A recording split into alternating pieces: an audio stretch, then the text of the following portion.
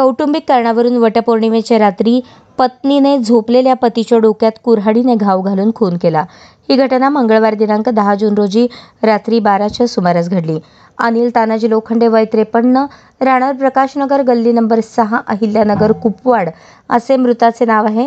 या प्रकरणी कुपवाड पोलिसांनी पत्नी राधिका अनिल लोखंडे वय 27 हिला अटक केली आहे। अनिल लोखंडे हे गवंडी काम करत होते।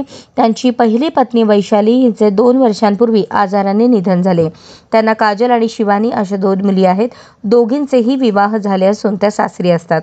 पत्नी वैशाली यांच्या निधनानंतर अनिल एकटेच राहत होते। काही दिवसांपूर्वी नातेवाईकांनी त्यांचे दुसरे लग्न करण्याचे ठरवले। त्यानुसार नातेवाईकांनी वडी, तालुका खटाव, जिल्हा सातारा येथील बाळकृष्ण इंगळे यांची मुलगी राधिका हिच्याशी 23 मे 2025 रोजी माधवनगर, तालुका मिरज येथील एका मंदिरात अनिल यांचा विवाह झाला। लग्न होऊन 18 दिवस झाले। 10 जून रोजी वटपौर्णिमेसाठी अनिल यांनी राधिकास तिचा मावस भाऊ गणेश दुबळे, राहणार वसंतदादा साखर कारखान्याजवळ सांगली यांच्या घरी सोडले।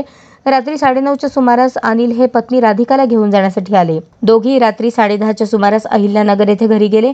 त्याच रात्री 12:30च्या सुमारास गणेश यांनी फिर्यादी मुकेश लोखंडे यांना फोन करून सांगितले की राधिकाचा फोन आला होता। मावशी गेल्यापासून भीती वाटत होती। मी कौटुंबिक कारणातून पती अनिल यांच्या डोक्यात कुऱ्हाडीने घाव घालून खून केला आहे। माहिती मिळताच माधवनगर येथील नातेवाईकांनी अहिल्यानगर येथे अनिल यांच्या घरी धाव घेतली। अनिल अंथरुणावर रक्ताच्या थारोळ्यात पडले होते। शेजारी रक्ताने माखलेली कुऱ्हाड दिसली। फिर्यादी मुकेश यांनी कुपवाड पोलिसांना माहिती दिली। संशयित राधिकाने खून केल्याची कबुली दिल्याचे पोलिसांनी सांगितले। पोलिसांनी तिला अटक केली आहे।